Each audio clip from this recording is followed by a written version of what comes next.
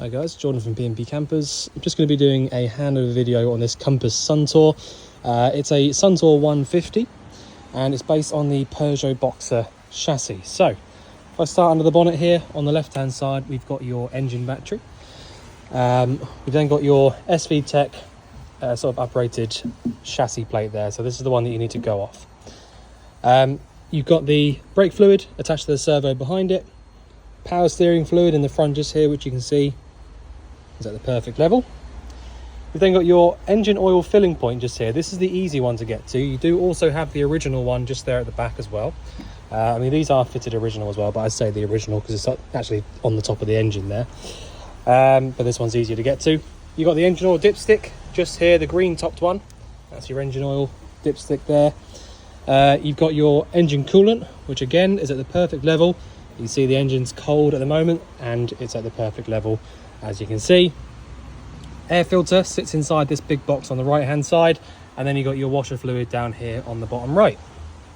You've got a couple of original Fiat and Peugeot fuses and relays just here, and there's a couple of bits under here as well, but you don't need to do anything with that. Just point out as well that your paint code on here is Fiat 249. It's Fiat because Fiat are exactly the same van as this. So if you had a Fiat Ducato 2006, it would look and be exactly the same as this. It's just a different badge. Some motorhomes use the Peugeot, some motorhomes use the Fiat, but they are the same. So we've got the diesel filling point just here on the front near side. So you just open that flap up by pushing on the left hand side of this little hinge. There's nothing to show you inside the passenger door really, so what I'll do is I'll carry on around this near side and then I'll walk around to the offside and show you around there. So with the habitation door, you have got a little a little lock up there which will sort of lock it into position. You've also got the flyer screen which comes across from here. Got a nice big window on this near side here, so this is for your L-shaped lounge, which you'll see on the inside obviously, and the full-size wind-out awning up there as well. The awning has been wound out as part of the habitation check to make sure that it all works nicely, and it does. The only other bits to show you on this near side is this little bit down here. This is your wastewater drain off point. So if you wanted to drain out your wastewater, you would go from here. And your boiler vent is this one just here. So if you do have the boiler lit up on gas, you should feel hot air coming out either side of this top side of the vent. And you have got a little cover that goes on this when you're not using it.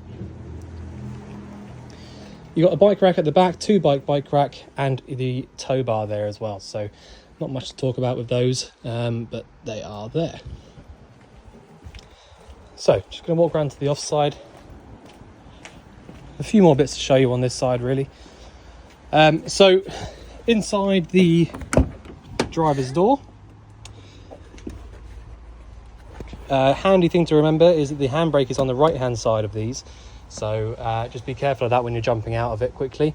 It does hurt if you catch yourself on it, promise. I absolutely promise you that. So you've got the steering column adjustments just here, and your bonnet release handle is this one just down here. You've got a 12-volt socket and another one just there as well. Pretty straightforward in the cab in here, to be honest. So you've got the 5-speed manual gearbox. Your hazard warning lights are on this one just over here. All of your heater controls are below that. You've got the original factory fitted Peugeot head unit up here. You have got the electric adjusting mirrors, so you can choose which mirror you want to move and then move this around like a little joystick basically. That will move your mirrors around, and the electric windows there as well. So next locker we get to is going to be the toilet cassette locker and the flush fluid filling point. So these two things here are both to do with each other. This is both to do with the toilet. So to fill up your flush fluid reservoir, you literally just undo this with your key and it will flop down like this. You'll then be able to have access to that and pour your pre-mixed flush fluid into there. To close that back up again, as you can see, it does sort of hold itself up there, but anytime you start to move, I'll just get the correct key out. Anytime you start to move, that will just flop down like so. So you do need to make sure that you lock it up. So push it up like that. This sort of square looking key goes in, twist it whichever way it will go, and then take the key out. That'll be then locked in position. I can't open that at all.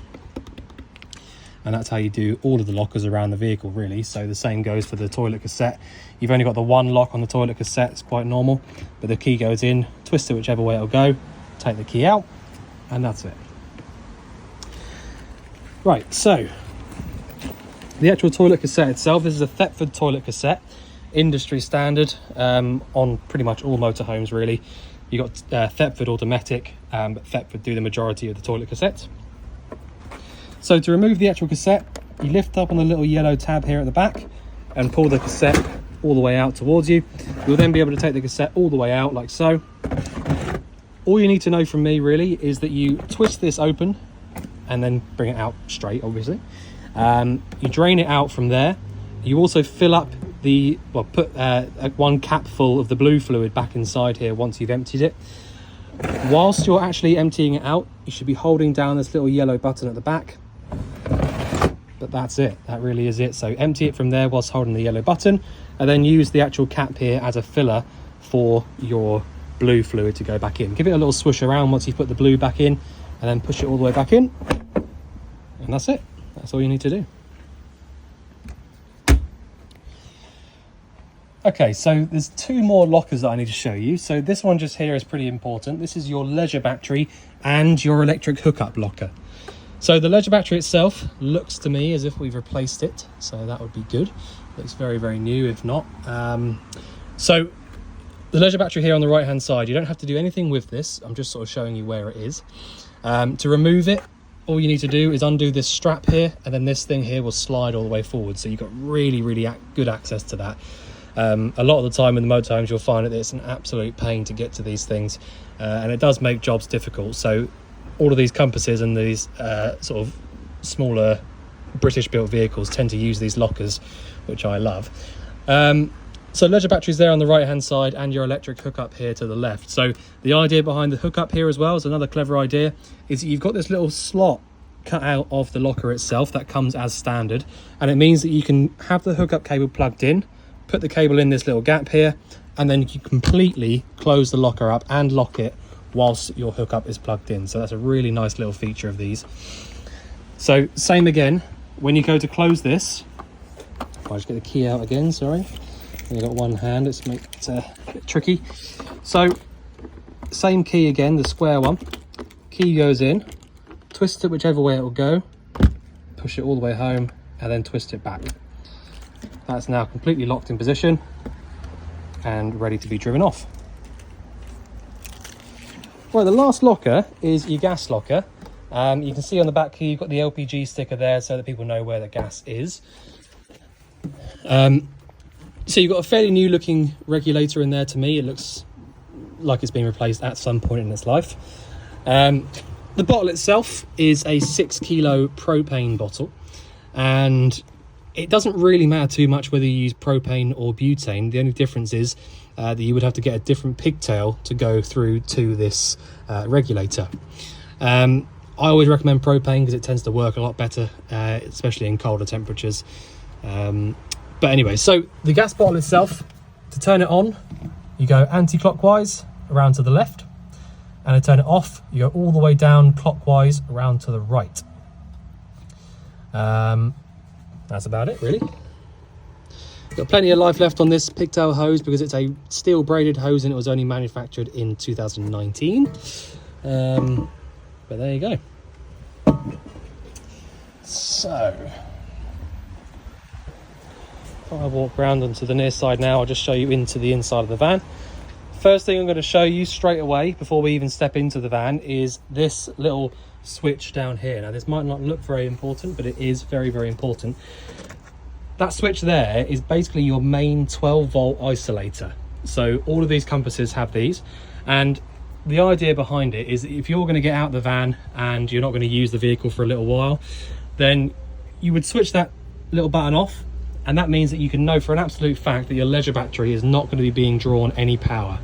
So that when you next come to the vehicle, the leisure battery in theory should be absolutely fine. So that is your 12-volt isolator. So if you ever go into the van and find that you can't get anything to work on the control panel or any lights or whatever, double check that that switch there is in the on position, which is where it is now. So as we step into the van, you see the brief, layout here. So you've got the L-shaped lounge. The L-shaped lounge is always popular because you've got the option of leaving it like this, where you've got loads of walking space and loads of sort of leg room here. Or you can literally just pull this front cushion here forwards on the slats, and it makes into a really, really nice big double bed. So I personally always have like these layouts here, and as I say, they are really popular. So I showed you on the outside briefly, you've got this really nice big tall window on the left hand side here. Obviously you're able to do that on this one because you haven't got the other cushions going across here. So the first thing I'm going to run you through is going to be the control panel area. So that's this whole section here. So I'll run you through what each one of these things do. It doesn't really look too complicated, but it's really, really simple. The first one to show you is going to be this one on the left hand side, and this is your actual control panel itself. So if I just show you briefly, if I turn this little switch off here,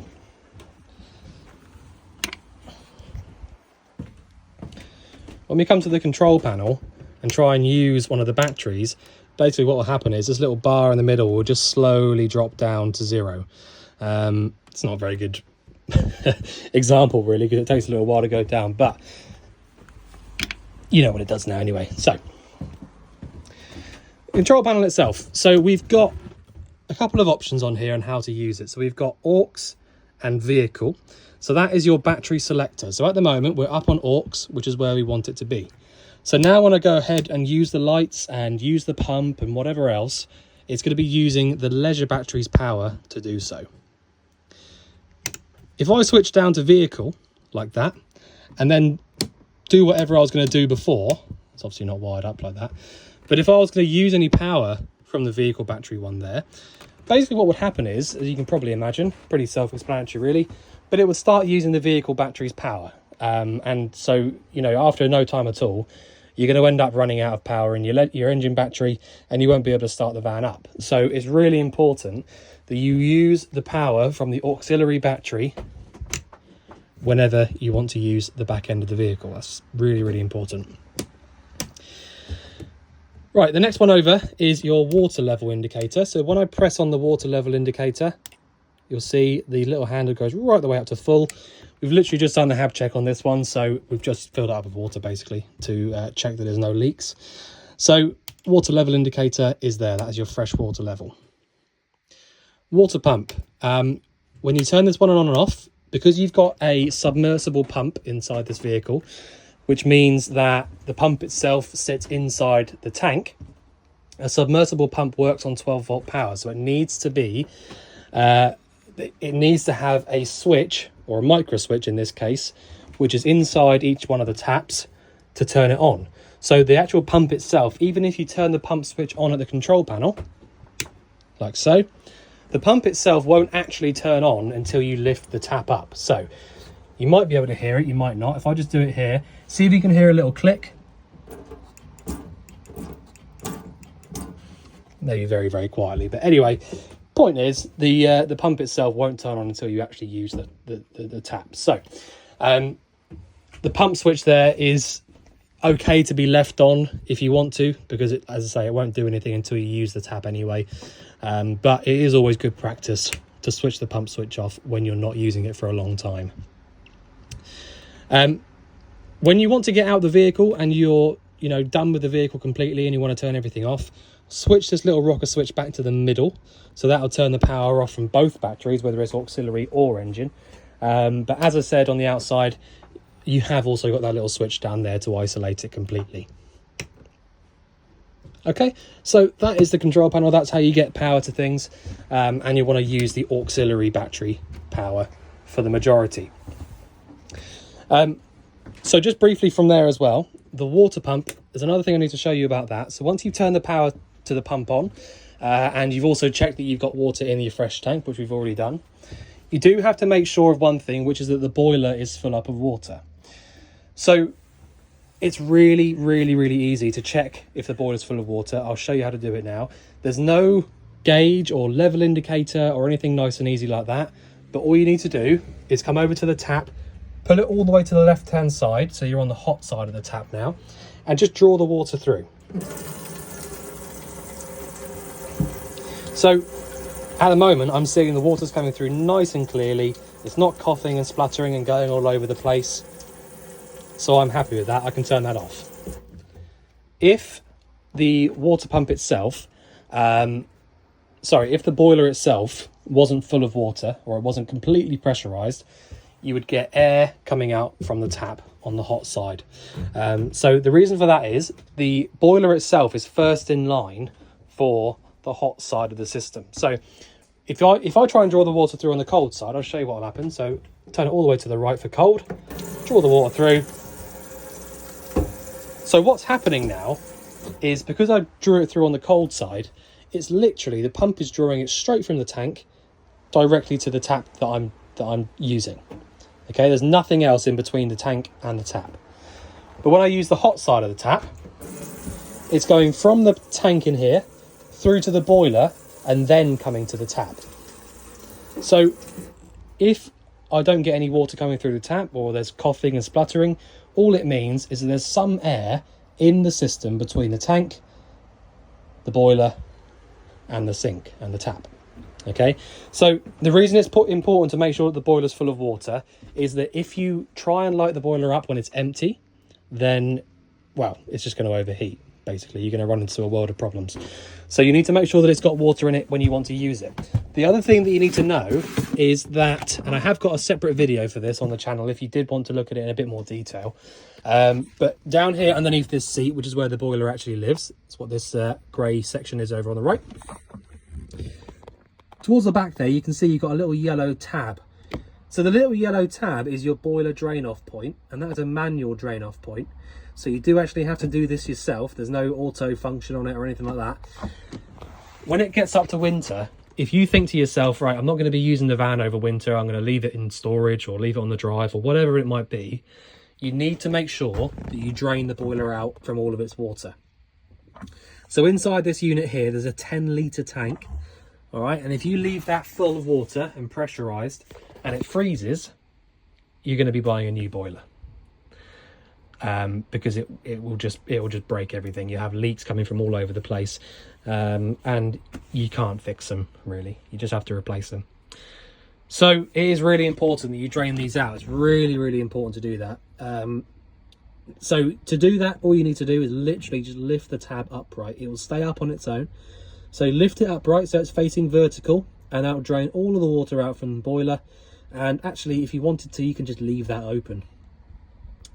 But when you come to come to fill it back up again to use it next time, close it back down to where it is now, and then just literally leave the tap open over at the sink on the hot side. And what that does is it basically draws the water through from the tank, fills the boiler up, and then once the boiler is full, that's when you'll start to get the water coming through from the tap. So it's super straightforward. It might sound a little bit difficult to get your head around at first, but I promise you it is so easy. As long as you just remember, the hot side of the tap has to get through the boiler first. So if you're not getting any water through here, and you know you've got water in the tank, the boiler's not full. So it really is as simple as that. But anyway, there you go. So that's how you fill the boiler up and make sure that you've drained it out for winter. Briefly. So the other two things that are up here, or I say the other four things really, are the boiler itself, are these two up here. So this top switch and this top dial. And the heating are to do with these. So if we focus on the boiler first, so if we wanted to use the boiler on mains electric, so if you had the mains cable plugged in and you wanted to heat the water up via the mains, you can switch that power switch on there and it will just start heating up. Straightforward, easy as that. Make sure you turn it off when you're done with it. And then to the right here where it says Ultra Store, the top one, is how you would light the boiler up on the gas in order to get hot water. So turn the outside dial down once, you get a little green light, and then you just select your temperature on the inside dial. Again, easy as that. That's all you have to do. If you get a little red light coming up alongside the green one, it means that the boiler hasn't managed to light up. And in that case, a couple of things you need to do. First of all, just switch it back off to the middle, and then walk around to the outside and make sure that you've got that little white cover off of the flue on the outside. That's the main reason that people find that they can't light them up, because they've forgotten to take those off. After that, Make sure that your gas is on, make sure you've got gas coming through to the cooker. That's always a good way to double check that it's definitely working. And then other than that, just give us a ring and we'll sort it out with you.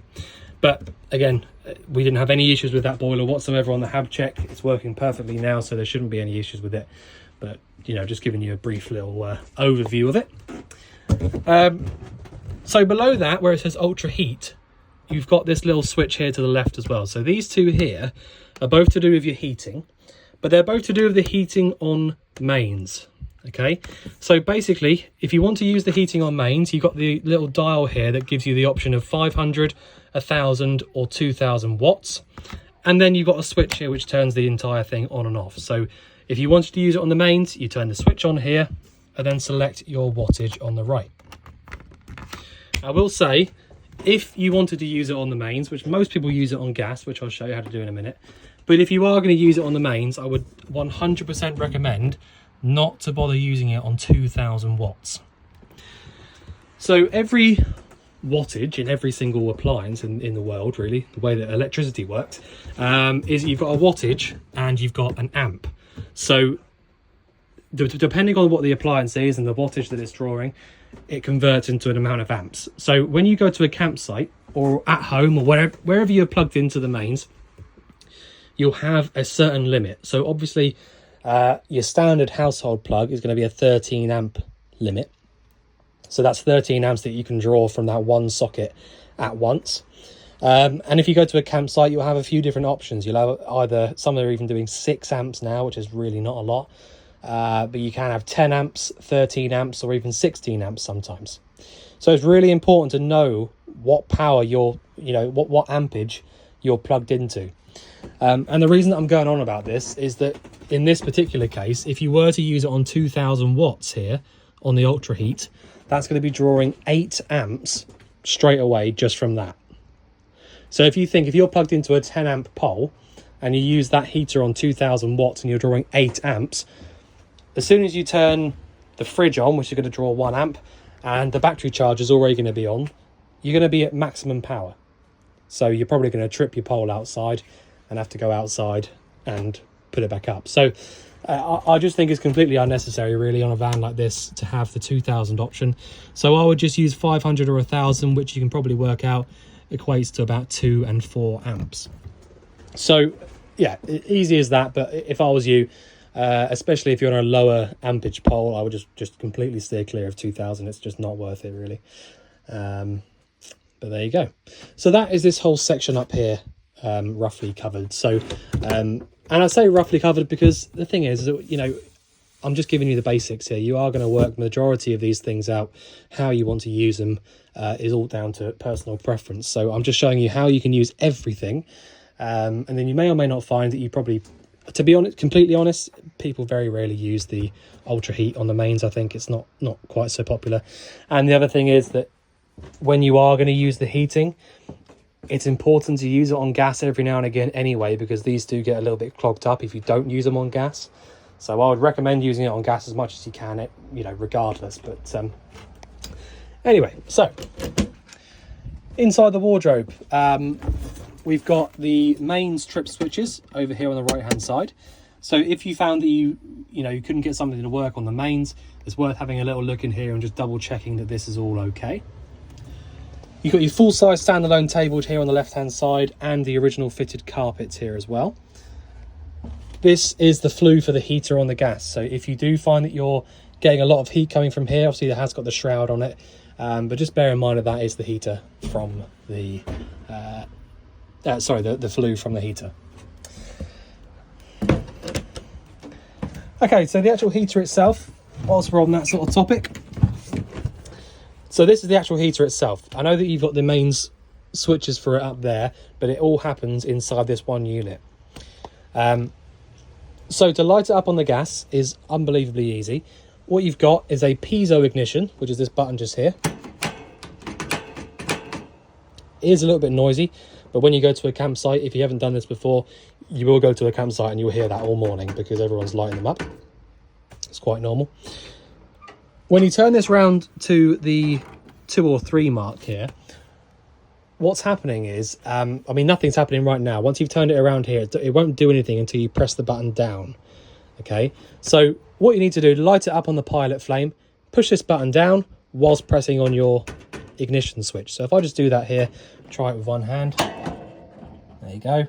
One switch of the ignition there, and it's lit straight up on its pilot flame, as you can see through that little hole. So all I'm going to do is allow the pilot flame just to warm the chamber up a little bit. So you can see there, thermocouple just going a little bit orange now where it's getting warm. And then all I'm going to do is lift up on this and twist it around to about 7 or 8. And as you can see, we've got the main flame now, which you can just about see on the left-hand side down there. And as long as that flame stays on, that's all you have to do. That is the gas side of the heating switched on. So you can just always keep your eye just through that little hole there. You can keep your eye on that flame just to make sure it stays on, really. That's all there is to it. There is a thermocouple inside there, as there is of all of the gas appliances in the van. And basically what a thermocouple does is it senses when there is a flame present. So if the flame goes out, the thermocouple will switch the gas off so that you can't just pump gas into the vehicle if it does go out without you noticing. But once it's on for a few seconds and it's just sort of whirring away like that nicely, it shouldn't go out anyway. So don't forget, obviously, to turn that off when you're done with it. And to turn it off, we just go all the way back round to 0, like so. And just double check by looking that the flame has gone out. And that's it. That's how you light it up on the gas. Over on the left-hand side, you'll notice you've got another little bit over here. So this is a bit of a posh heater where you've got the fan function on the back of it as well. So to use the fan, we push this little switch here to the left-hand side. And you can probably see at the back of the thing there, that little circle part that you can see is the fan. And you've basically just got 1 through to 5 for the fan speed. And what that'll do is it will start pumping that hot air that you're creating by using the heater around to the little circular vents around the vehicle. And that's it. That's all there is to it. So right behind us, we've got the range cooker, and the majority of the British built vehicles like this one will give you this type of range cooker. So you have got the 4-burner hob at the top. You've got the grill and the oven there as well. Bear in mind that you have got these little travel locks on both of these, so they won't open until you open both of those up. Only thing I need to mention on this one, I very rarely even explain these because they're literally just like a household cooker. But this particular model hasn't got any ignition. So you do need a lighter, like a long reach lighter or something like that, to light any of this up. So you need to have one of those, really. It's really important to have that. Otherwise, you're not going to be able to use it. But there you go, nice and straightforward. And then the last appliance I need to run you through is going to be the fridge. So this particular fridge is a Dometic 3-way fridge. You can probably work out what I mean by a 3-way fridge, but it works on 3 different energies. So as you can see over there on the left hand side on the selector, we've got 240 volt, or it says 230, but it's the same thing. 240 volt, 12 volt, or gas. So before I show you actually how to use these, I'm just going to briefly explain, without trying to chew your ear off too much about it, how you have to use these. There is a sort of way that you have to use these fridges. So the gas or the 240 volt, they are the 2 energies that are actually going to get the fridge cold from scratch, so from warm. Okay, so if you're going to go on holiday tomorrow morning, let's just say for example, I would recommend, if you can, plug the hookup cable into it the night before and then switch this little selector to the mains here, and then by the morning you'll have a nice cold fridge. And all you need to do before you drive off is switch to 12 volt, which is basically just keeps the fridge cold whilst you're driving via the engine. So that's how you would use it if you were going to use the mains. If you had access to a mains cable, that's how you would use it. If you don't have access to a mains cable, to light it up on the gas, you go down the bottom to gas, push in on your valve and press on your piezo ignition. I reckon that's going to be lit already because I only just had it on. And to check that it's definitely working, you have a little look down there. You can just about see the flickering of the flame in that little circle. In person, it's a hell of a lot easier to see that. But basically, there's a little peephole down there, and you can just check that the flame's going from that. So that's how you would light it up on the gas. And as I say, the gas or the mains are the two ways that are actually going to get the fridge cold. Now, it will still take about 3 or 4 hours to get these fridges completely cold on whatever energy you want to use. But the gas and the mains are the two ways. Now, the reason for that is, the reason that you can't really get the fridge cold on 12 volt is that the 12 volt element just isn't really powerful enough to get the fridge cold by itself. All it's really there for is to keep your fridge cold whilst you're driving. So that is how you use the fridge.